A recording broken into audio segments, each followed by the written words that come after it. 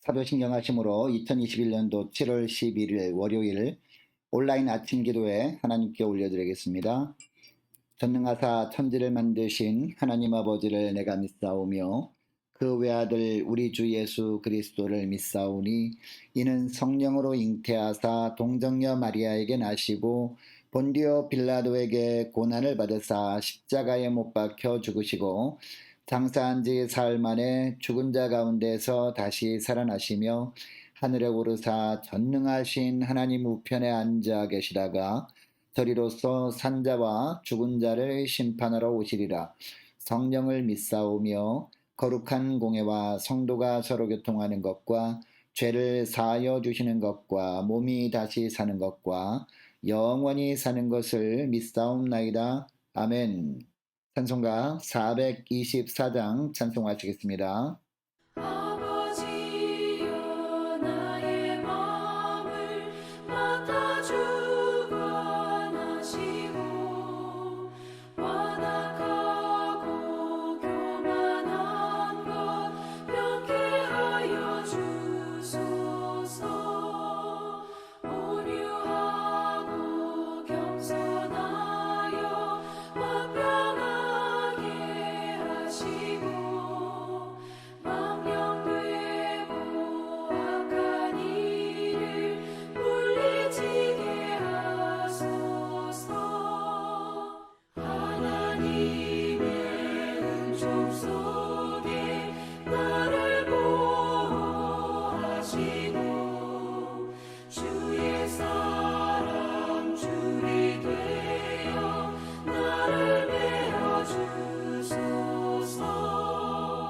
구세주의 흘린 피로 죄를 씻어 주시고 성령이여 하늘 길로 나를 인도하소서.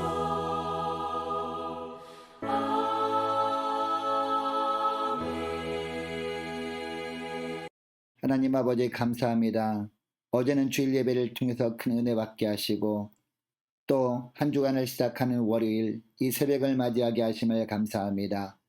하나님 이번 한 주간도 주님의 은혜가 아니면 저희를 살 수 없음을 주님께서 불쌍히 여기시고 저희들을 불러주시고 순종함으로 나오게 하였사오니 오늘도 주시는 말씀을 받고 그 말씀을 통해서 주님께서 약속하신 하늘의 지혜를 깨닫고 그 지혜대로 살아감으로 말미암아 하나님 오늘 하루도 한 주간도 주님께서 늘 앞서가시며 주님께서 부어주시는 승리의 축복을 누리며 살게 하여 주옵소서. 감사드리오며 우리 주 예수 그리스도의 이름으로 기도드리옵나이다. 아멘. 하나님의 말씀은 구약성경 잠언 28장 19절부터 28절까지 말씀 보겠습니다. 자기의 토지를 경작하는 자는 먹을 것이 많으려니와 방탕을 따르는 자는 궁핍함이 많으리라. 충성된 자는 복이 많아도 속히 부하고자 하는 자는 형벌을 면하지 못하리라. 사람의 낯을 보아주는 것이 좋지 못하고 한 조각 떡으로 말미암아 사람이 범법하는 것도 그러하니라. 악한 눈이 있는 자는 재물로 얻기에만 급하고 빈궁이 자기에게로 임할 줄은 알지 못하느니라. 사람을 경책하는 자는 혀로 아첨하는 자보다 나중에 더욱 사랑을 받느니라. 부모의 물건을 도둑질하고서도 죄가 아니라 하는 자는 멸망받게 하는 자의 동류니라. 욕심이 많은 자는 다툼을 일으키나 여호와를 의지하는 자는 풍족하게 되느니라. 자기의 마음을 믿는 자는 미련한 자요 지혜롭게 행하는 자는 구원을 얻을 자니라. 가난한 자를 구제하는 자는 궁핍하지 아니하려니와 못본 채 하는 자에게는 저주가 크리라. 악인이 일어나면 사람이 숨고 그가 멸망하면 의인이 많아지느니라.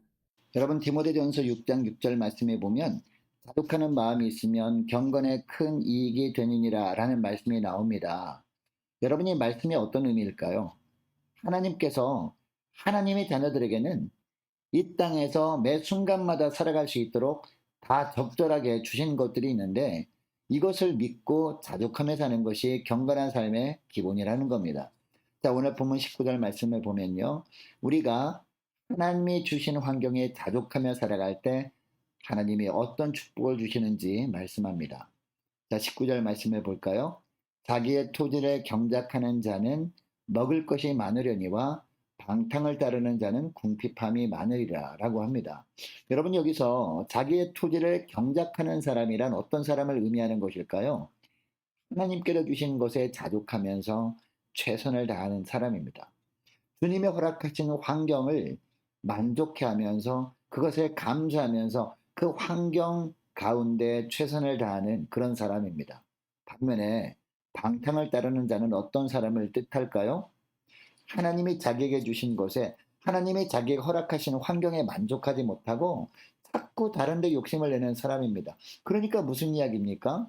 하나님께서 맡겨주신 일에 충성하는 자의 삶을 하나님께서 책임져 주실 뿐만 아니라 더 풍성한 삶을 누리게 하신다라는 뜻입니다. 반면에 하나님께서 주시지 않는 것까지 욕심을 내는 사람은 궁핍함이 많게 된다라고 하고 있습니다. 이전보다 더 궁핍하게 되어서 텅 빈 상태에 이르게 하신다라는 것이죠. 자, 20절에도 보면 뭐라고 합니까? 충성된 자는 복이 많아도 속히 부하고자 하는 자는 형벌을 면하지 못하리라 라고 하거든요.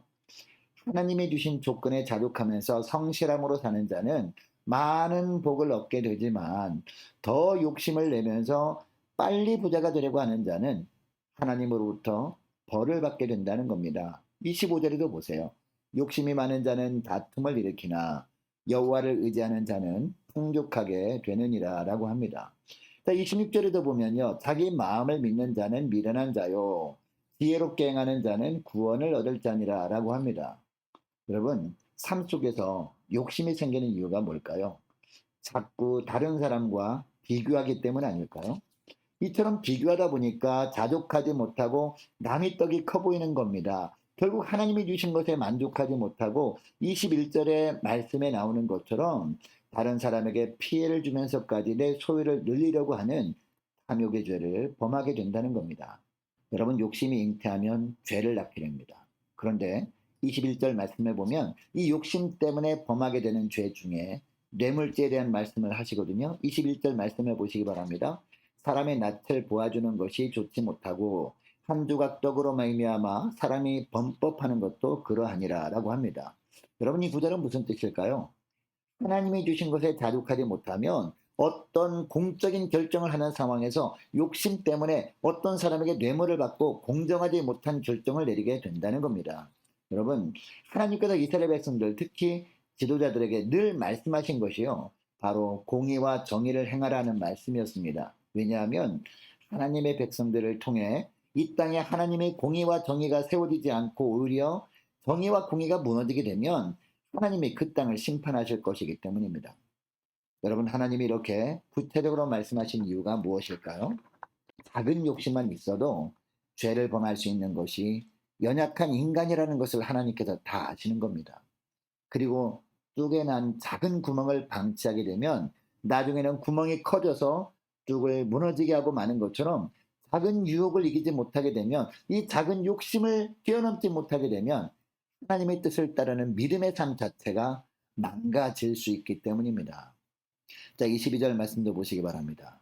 악한 눈이 있는 자는 재물을 얻기에만 급하고 빈궁이 자기에게로 임할 줄은 알지 못하느니라 라고 하거든요.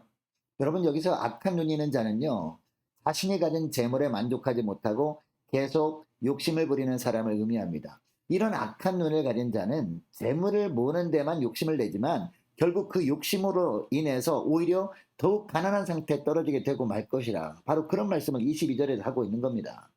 자, 그러니까 21절 말씀과의 관계에서 생각해 보면 어떤 뜻임을 알 수 있습니까?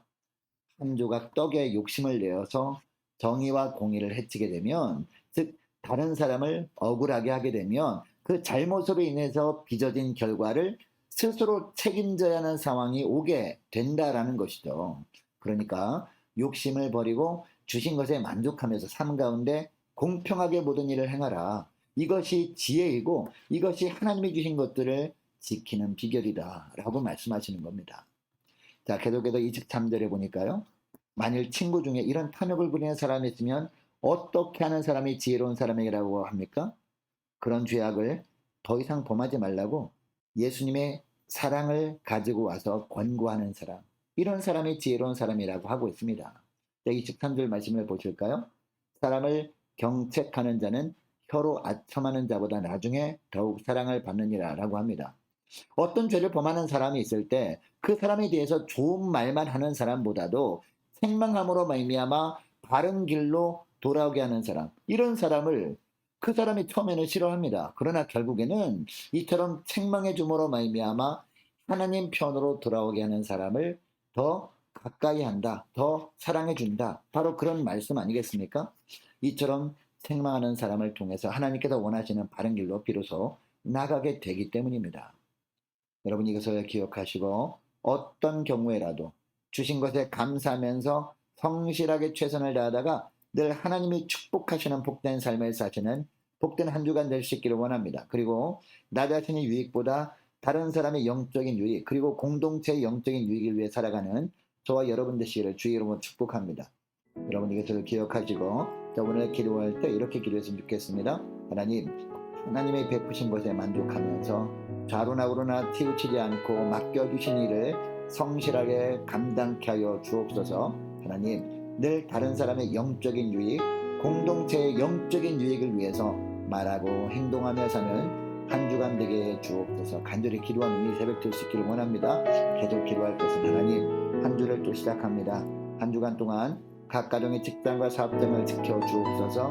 우리 모두와 자녀들이 세상 속에 사는 동안 주님 악에서 지켜 주옵소서. 간절히 기도하면 좋겠습니다. 계속 기도할 것은요, 많은 환우들이 있습니다. 환우들을 저 기도해 주시기 바라고, 또 코로나 백신 접종을 예정하고 있는, 또 기다리고 있는 많은 분들이 있습니다. 그분들 후유증이 없도록 주님 지켜달라고 함께 기도하기 원하고, 수능을 준비하는 우리 고3 수험생들과 취업을 준비 중인 우리 자녀들 앞날을 위해서, 선교사님들 각 가정들을 위해서, 나라 민족을 위해서, 교회의 앞날을 위해서 저와 여러분이 가지고 나온 기도 제목을 놓고 우리 함께 기도하기를 원합니다. 네, 기도하겠습니다.